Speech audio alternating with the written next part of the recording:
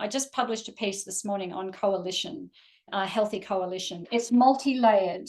This is the threshold crossing for syntropic world, or for your enterprise, or for your home, or for your biology, for your being, whatever it is, whatever the threshold, someone comes into your space, the threshold crossing. So this is the threshold crossing. We need to have diversity. So you've actually got to have healthy diversity in there, and robust debate and so on.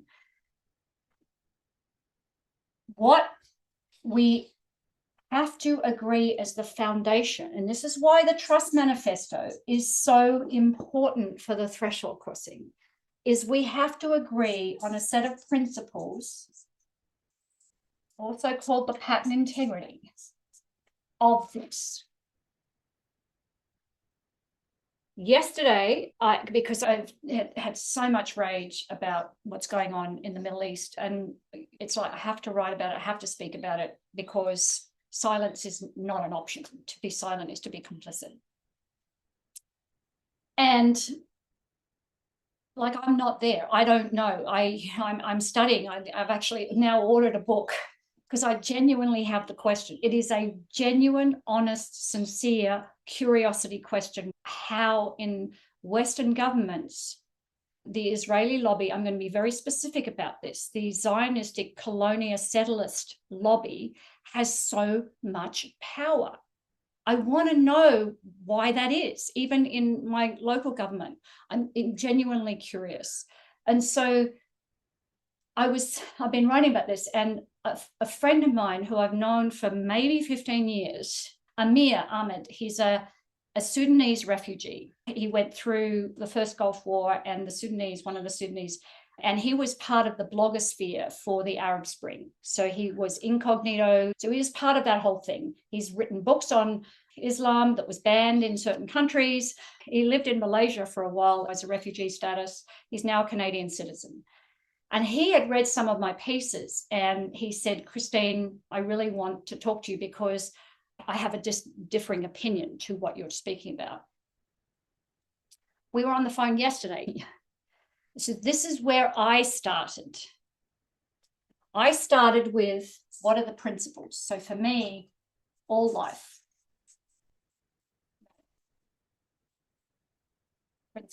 One atrocity doesn't justify another atrocity.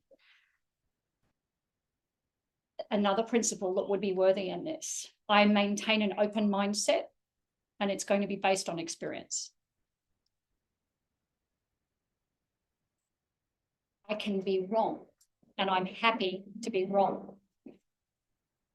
I will seek to understand and listen to understand. We do not have to agree to respect each other, but if respect is not present, we can't be together. They're the type of things that before the threshold of the conversation is crossed, we have that agreement.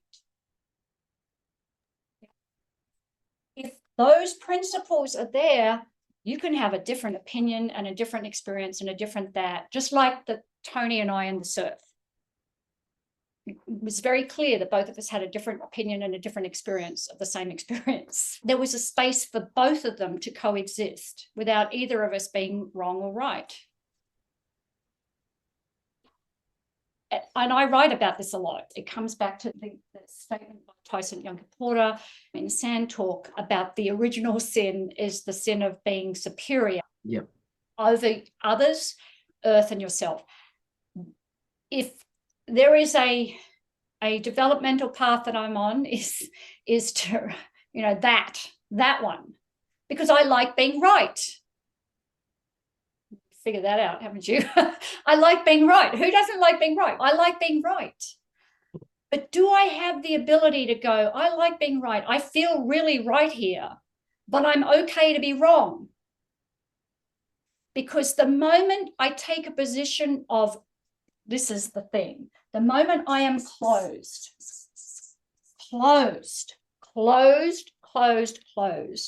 to any other possibility, then we are not in a conversation anymore. There is no debate. There is a nothing. You cannot cannot work with a closed mind at all. Save your breath. Don't do it, because there is no open to closed. If there's closed, there is closed, there is arrested, there is a light, and then there is open. I'm really good at clarifying this in my own place, because part of the principles is morality.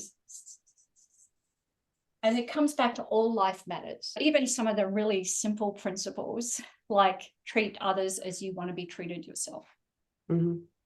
So a person like Elon Musk, who absolutely states clearly and unequivocally that he prefers this to happen, women to have no rights. In actual fact, and I'm not going to quote right here because I could be confused with another person, I think it was him that said he doesn't believe that women should have any say in government or voting at all.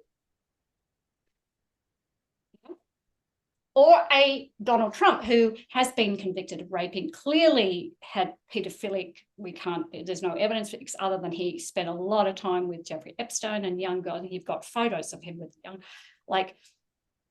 and the lies. Lies, I'm not saying the other politicians don't lie, but that. And so I come back to this in my moral calibration and go, am I going to stand and say your immorality and your incitement of hatred towards a group of people or other people or a tribe of people or a religion of people or a something, am I going to stand by and say that's okay? No, I am not. I have no ambivalence around moral standings at all. None at all. They write the words out of their own mouth. It's like Peter Dutton in Australia, words out of their own mouth. Not my say, but they saying it. And I can stand there and say, you are not supporting the sacredness of all life. You are not supporting the elevation of all people. You are not supporting justice for all people. That is clearly your position. You're welcome to that position. I don't support it. If you want to have a mind trip, because I love that Tyson Yunkaporta's latest book is Right Story, Wrong Story, because the edge of this is right story, righteousness, superiority. This is the gods laughing again. It keeps us, because, and that's the thing, that's my battle, because the right story, righteousness, superiority is so intertwined that we have to see ourselves being caught. And this is why I write about little atrocities, because you can easily go from moral high ground to righteous superiority. Like, it happens like that. And but I'm also going to hold that there is syntropic, is towards a higher order for an eternally regenerative universe, leaving everything better. From a processional point of view, evil does create the impetus for good, and the cycle and the cycle and the cycle, that's the philosophical discussion. I just know that I'm going to choose the side of justice for all life is sacred, dignity. How do we enable your agency? If you don't like abortion and you don't great, don't do it. But don't, if you want to cover your body completely in robes, great. I don't. That's agency within community. But if you want to drive your car at 100 kilometers through a children's school zone, we have regulations for that, because your acts are going to harm other people. I've written a lot about this on rights and responsibilities. The complementary pair of rights is responsibilities. Our current world does not put the two together. We want our rights to do whatever the hell we want, and we do not want to be responsible for the procession or the consequence. That's immaturity. Yeah. And so the two are complementary pairs. The reason I love the Curitiba example from 71 is because by investing in community and getting access to things, you built a community spirit that said, if we work together as a community and do these things, everyone comes up. Everyone comes up. There's a beautiful community spirit. But in most of our current world, it's eking ever more closely to, I'm entitled to get this without doing a single goddamn thing. I'm entitled to it, and the level of entitlement is, so I want my rights, but I do not want to be responsible. I don't want to lift a finger. I'll rail against that. But if you don't care about half of the human planet, or you only care about this particular color of the human planet, or you only care about, and you're going to stand on that, like, no, I'm for a different world. You've lost me.